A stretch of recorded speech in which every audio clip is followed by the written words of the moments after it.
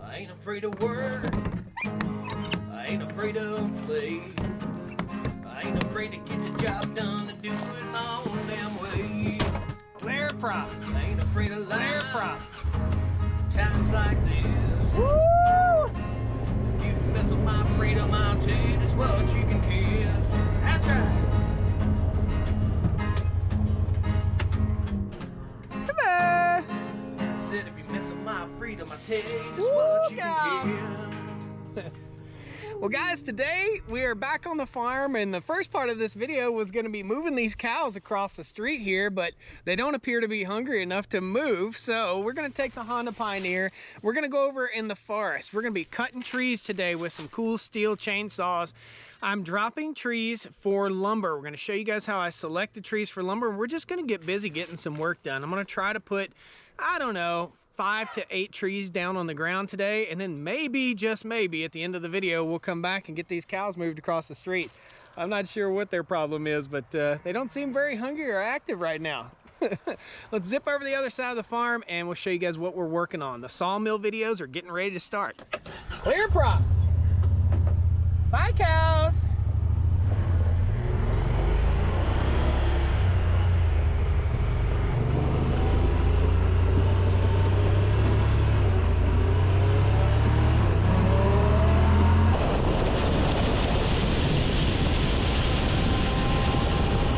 Before we go any further, I want to give a huge shout out to Bluetti for sponsoring today's video. This is the Bluetti V200, and we got it hooked up to the battery on this truck right here. So we're charging out in the field. We don't have to pull it in the shop. The Bluetti Elite V2, the ultimate 2 kilowatt solution for all scenarios. The most versatile 2 kilowatt product on the market, featuring comprehensive upgrades in hardware, software, size, and functionality. The all-powerful portable power station Elite, an upgraded iteration of the ACL 200L, the best-selling product in Bluetti's history. Built to endure up to 17 years with daily usage, minimizing replacement cost, extended lifespan, reduced waste, making it environmentally responsible choice. Its proven durability, CNAS certified for over 6,000 cycles. That's 12 times more than the industrial average. The Bluetti 200 V2 is able to power heavy loads effortlessly with extra boost from a Herculean mode, providing consistent, long-lasting energy from its large capacity. The Bluetti 200 V2 packs double the power and half the space. It packs 2 kilowatt capacity with the standard size of a 1 kilowatt unit, making it ideal for RVs, camping, and road trips. It's so easy to carry and store and saves valuable space. It's super easy to plug into most any household items such as your computer or your home internet. Its super lightweight and robust design has a dual shock layer shell added for shock resistance and high quality components in case you knock it off the counter or accidentally drop it.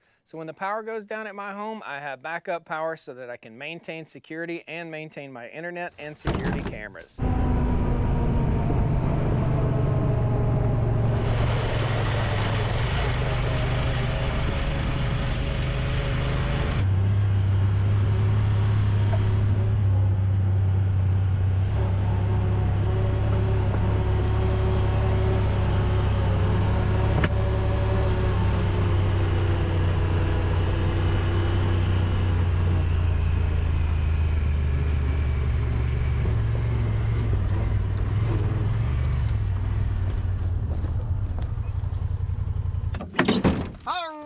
We got the steels out, baby, and we got the Husqvarna gas can, I hate to say. What we got going on today, guys, is what we've had going on for the last couple videos. If you haven't seen any of those, we dropped a bunch of trees. We're over here in my neighbor's field. My property line is about right there, okay? This is a neighbor's property. I helped take care of it for her. And this is my property over here. Show you. I got a lot of trees over there, okay? What we're doing today is a simple tree harvest, okay? I've got a bunch of pine trees, and I'm gonna show you guys what we've cut. So far, we've been piling brush, cutting brush, and I'm trying to build myself a nice big log pile before I break out the sawmill and start milling up lumber. Today, I'm just gonna walk you through the woods, and we're gonna talk about how I select the trees for cutting. And we've got several trees that we're gonna be dropping today. My goal is to try and put 10 trees on the ground today.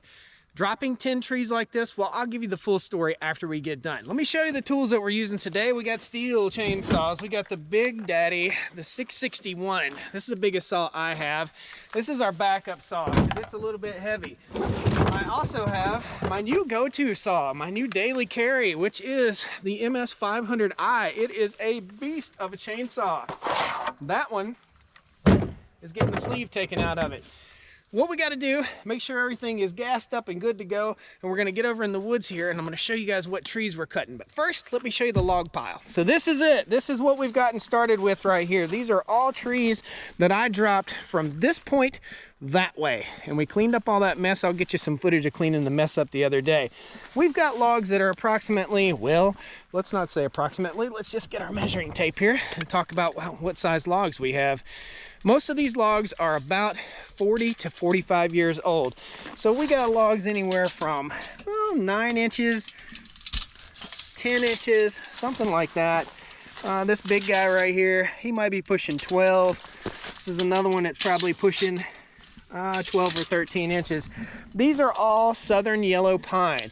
That's what we're harvesting here. And what we're going to be using this for is building some chicken coop projects and also building out the tool area in the mega shop. I'm tired of walking around tools. They're laying everywhere in the shop building.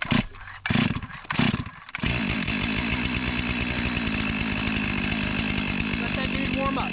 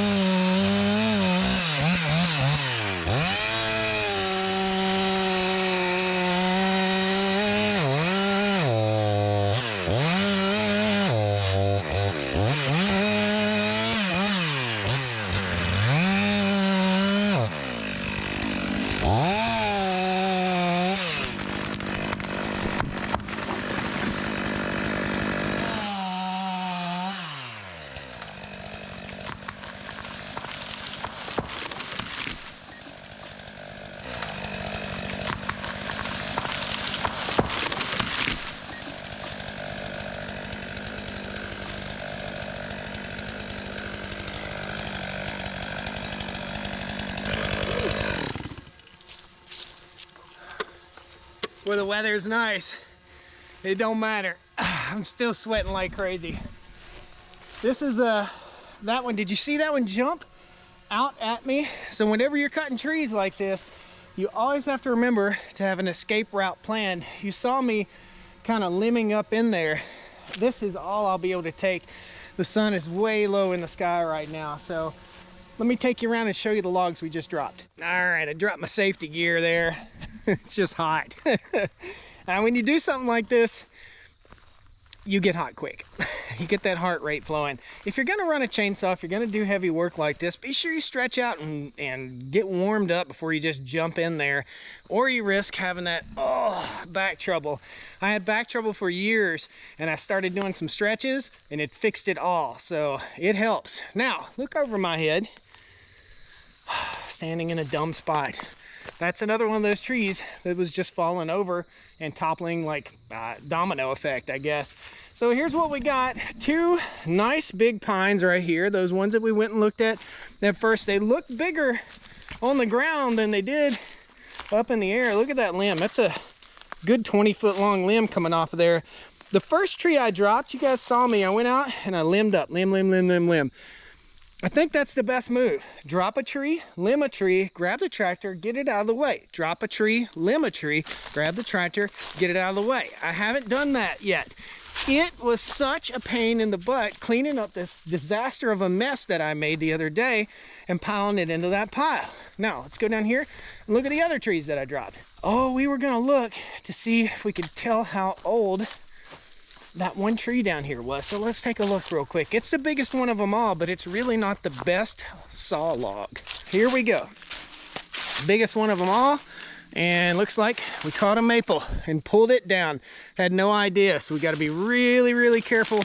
This thing will armchair. When it armchairs, it means that it does something similar to this. It will split like that. We should have cut a little further into this because that ruined that end of the log right there. That's a bummer. So as for years on this tree, it's gonna be hard for me to tell, but I think we can do it. This is called the pith. That's heartwood, that's sapwood. 1, 2, 4, 5, 51, 52, 53. 53 years old. So that was a 53-year-old tree. This is on the edge of what used to be a tobacco field. There are larger trees from this point over. There's other trees that I would like to take out, but I gotta work my way back in there to them.